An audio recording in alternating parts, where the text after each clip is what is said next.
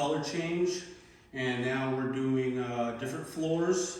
We're going with a herringbone wood with no base around the edges. So there was a drywall repair throughout the whole area and a lot of different light fixtures going in. New fireplaces. So he's here helping us out on this job. He does very good work, quality, very good with being transparent on the job.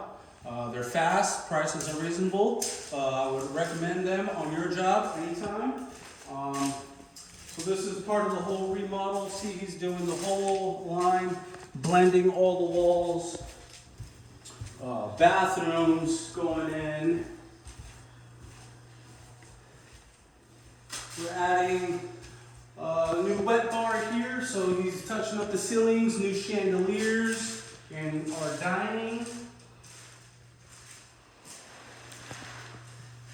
Going to our entry, we're adding floating cabinets. Down here, we got a spare bedroom he's doing, a second living room area here.